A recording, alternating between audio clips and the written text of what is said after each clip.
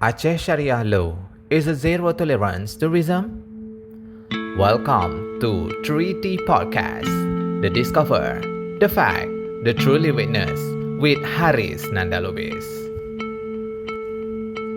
Aceh, beyond the tsunami. Aceh, a province at the far western end of Sumatra Island, Indonesia, is more than just a place of a massive tsunami. Behind the tragic event, Aceh has a rich tapestry of culture, history, and tradition. A standout feature of Aceh is its implementation of Islamic Sharia law. As the sole Indonesian province with official Islamic law, Aceh has drawn worldwide attention. But for its supporter and critic, this policy has significantly transformed various aspects of Acehnese life, from what people will to legal consequence of breaking Sharia law. Often associated with the 2004 tsunami, Aceh, Indonesia, is a province steeped in a rich culture and tradition. Its a unique implementation of Islamic Sharia law has put in the global spotlight. Challenge and controversy. Although the implementation of Islamic Sharia law in Aceh is supported by the majority of the people, there are also many who view it as challenge. Some people argue that the implementation of overly rigid Sharia law can limit individual freedom and contradict democratic value. In addition, they are also concerned that the implementation of Sharia law can be a tool for discrimination against minority groups. Potential and opportunity. Behind the challenge and controversy, the implementation of Sharia law in Aceh also has a great potential and opportunity. One of them is the development of halal tourism. Aceh, with its beauty natural world and strong Islamic value, can be an attractive tourist destination for Muslim tourism from all over the world. In addition, the implementation of Sharia law can also be foundation for sustainable and equitable economic development.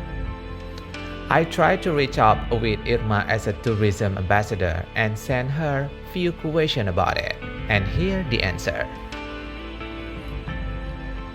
For the first question, as a tourism ambassador for Aceh Barat, has Irma encountered any difficulties in promoting Aceh Barat tourism based on Islamic Sharia law?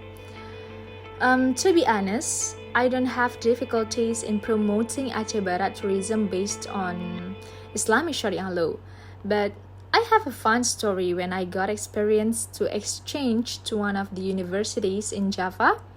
So I had the chance to meet amazing friends from all over Indonesia. And yeah, like you expect, some of them have a negative stigma, or we can say that they don't know the real information about the Sharia law in Aceh. And they think it's very strict or even scary. So they're curious about this law.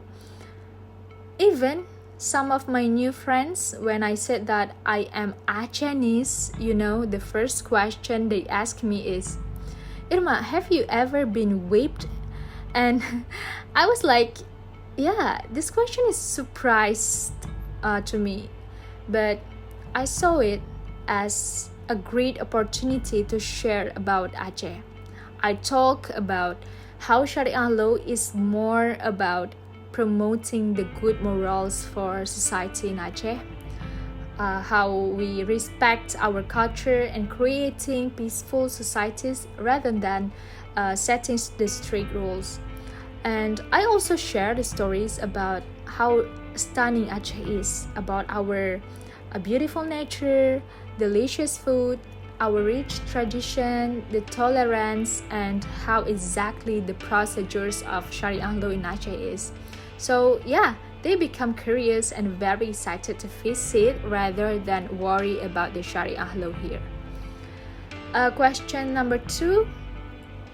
To Irma's knowledge, are there any tourists who dislike Islamic Sharia law? Surely some people think that Sharia law in Aceh is very disturbing, and some people may feel doubtful at first because of the things they hear about the Sharia law, like my previous story. But I think it's just a misunderstanding, right? When I explain how friendly Aceh is, the high tolerance between religious people, and how the Sharia law here reflects the local ways of life and upholds the morality of the Acehnese society, so they become more open-minded. And many tourists even say that it is something new to experience a place with such unique values like Aceh. Moreover, our government encourage, halal tourism, which is a uniqueness of our region that we must highlight, right? So yeah, in my opinion, this is all about communication and how we can show them the warm hospitality of the Acehnese people. Number 3, does Irma have any non-Muslim friends who feel zero tolerance in Aceh, especially Aceh Barat? Sure, I have a non-Muslim friends, but Alhamdulillah, they are very respectful of Aceh, especially when I post videos or photos about the unique and beautiful diversity and culture of Aceh on my Instagram. And when they saw it, they become very interested to visit Aceh, and even they left a very good comment on my Instagram page. Moreover, Aceh is a very tolerant toward another religion, especially in Aceh Barat. We have a non-Muslim society where they very respect our local customs, like they dress politely, they don't eat in public during Ramadan, and even, they close their shop and businesses during the Maghrib prayer time. So instead of feeling limited, many of my non-Muslim friends see Aceh as a cool cultural experience. Like the Acehnese saying goes, Pemulia Jami adat kitanya, or in English it means that glorifying guests is our custom. So yeah, the hospitality of Acehnese will be an attraction for visitors. Number 4, how does Irma continue to promote Aceh tourism with its very special Islamic law? Actually, I focus on the unique aspects of Aceh, such as our beautiful nature, our rich culture, our tolerance, and the peace that Sharia law created here. This is all about showing that Aceh is more than what people think, because Sharia law is not about being unfriendly, right? It is about how we build our society of morality that is by peaceful Sharia law. Perhaps we have a hard time to invite people to come and see how Aceh is, but nowadays with faster information and the technology, we can use social media to promote the diversities and the uniqueness of Sharia law in Aceh through video reels on Instagram or TikTok, podcast, or as we do know, so that most of them go with a new and better perspective about Aceh. And the last question, what message does Irma have for listeners while promoting Aceh tourism and inviting them to experience the peace brought about by Islamic Sharia law? As we know, the privilege of Aceh having a policy of implementing Islamic Sharia law is a uniqueness that Aceh has. Aceh, for me, is a place full of beauty, culture, tolerance, and also kindness. My message is so simple. Try to come here with an open mind and experience for yourself how beauty Aceh is. So yeah, you will surely see that the Sharia law here is not as scary as you think, and it is something that makes Aceh unique that you will not find anywhere else. So, yeah. And now I officially connected with Mr. Suwandi by phone. And Mr. Suwandi as a teacher and spokesman for many time about Sharia law to the world. Mr. Suwandi, by the way, how are you? Thank you. Okay. I'm fine, thank you. And I think the audience needs to know a little bit about you. Can you introduce yourself a little bit? Okay, I'm Swandi. I am as one of the teacher in Labo. I live in Ujongkala. But now I usually okay, maybe that is all. Okay. Mr. Swandi, how many years that you've been a teacher here in Malabo, Aceh Barat? Okay, thank you for an interesting question. Maybe I have been teaching English in Malabo for more than 16. No, 13 years. Including you are one of my best teacher when you were in Manswadima. Have you ever okay. seen me before in your classroom? Yeah. I think this is gonna be like interesting topic when we're talking about the Sharia law, because you have been here and you have been teaching for many years, especially in English, and then you are as a spokesperson too for many time as a teacher, and then as a officer, and maybe being translator too for the guide here in Malabo City, right? Right. Okay. And Mr. Swandi, thank you so much for the explanation. And I have like a few questions maybe, especially for this topic, Sharia law in Malabo, West Aceh, and tourism, of course. And the question number one is, are you ready, Mr. Swandi?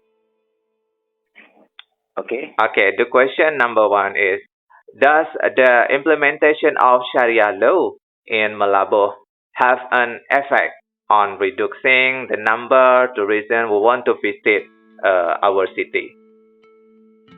Okay, thank you very much. I think it is an interesting question for me. You know that the implementation of Sharia law in Malabo has no effect on reducing tourist visitors. On the contrary, tourist visitors have increased with the implementation of Sharia in recent years. Halal tourism has become a trending issue in international tourism. Yeah, in Aceh, especially as one of the religions that implement Sharia, and halal tourism also has a positive effect from these pending issues. I think, okay. Oh, okay. It's quite interesting. And then, what are the actual positive and negative impact of Sharia law on the tourism industry? Is that a good effect or not effect, or have a positive effect? Okay, there is too many questions that need explaining you in detail, because effect, the positive and negative impact. As I explained previously, that a positive effect of implementing Sharia on the world of tourism is in line with the development of trending halal tourism issues. Okay. Halal tourism is an opportunity for the countries and the region whose population are predominantly Muslim. I think, moreover, for the religion that apply Islamic law such as Aceh. And there is no, I think there is no negative effect of Sharia law on the tourism side. We need to understand that together that tourism development cannot be measured only by one quantity of the visitor. The number of visitors is only one indicator. Another indicator that we can understand is the increase in the community welfare with the effect of tourism, because in one area in Indonesia there are a lot of foreign and local tourism visitors, but it's not in line with improving the welfare of the local community. The only one who make a significant profit, big investor and foreign investor who use the name of the local ownership, even though there is no obligation of Sharia law there. This is the irony that we must consider measuring the success of tourism in a particular area. I think so. Okay. By the answer, and I think this is gonna be like a quite interesting question too. So why does Sharia law seem to be so fair and become the main topic of discussion for the people outside of Aceh, or maybe the number one hit issue in international issue about the Sharia law? Okay. The donation of Sharia law has been implemented optimally. There are still many segments that need to be improved. We have been going on is what continuing. Meanwhile, what is considered imperfect must be improved. Okay. Thanks. Okay. Thank you, Mr. Suwandi. And you have maybe any conclusion, or maybe you have any message regarding the negative perception that Aceh is zero tolerance? Zero tolerance. Okay. I think the main factor, I think we should to explain you in a whole first. The main factor why Sharia law seem to be fear in a role that the mainstream media is always exploit the shortcoming of the authorities in implementing Sharia law. In fact, there are still many positive things about the implementation of Sharia law, but they are not blown up by the media because it is not sexy to play on the public emotion. The mainstream media is unfair in viewing the implementation of Sharia law in Aceh. Of course, there is shortcoming in its implementation. It is not the Sharia law that it has. Implementation by the authorities that need to be improved. However, why does the media focus only on the shortcoming? Why not we discuss how Sharia law in Aceh has succeeded in increasing the zakat mal or distributed to the poor or to the needy person. It's one of the positive effects of Sharia law. But why is it being adopted? I may message to those who spread the false issues that Aceh has a zero tolerance. I think this not like the overview of someone who sees Aceh with a good glasses. And think I come to Aceh and see the first hand how we treat the follower of other religion here come to Melabo or West Aceh, to Takengon, to Tapatuan, to Similu, to Sabang. It is one of the interesting place area for tourism. to Biren, to Banda Aceh, and other area in Aceh. Watch carefully, see it with the clear feeling and sincerely heard. I think there are more than 180 churches standing throughout Aceh. There are also a dozen of monasteries standing in Aceh. A place of worshiping disrupted, disturbed, I think, I'm sorry, a place of worship disturbed by the Islam, by the Muslim. It either numbering 10 of 1,000 prohibited from worshiping, it either prevented from carrying out economic activities, are they prohibited from receiving education in school? Absolutely not.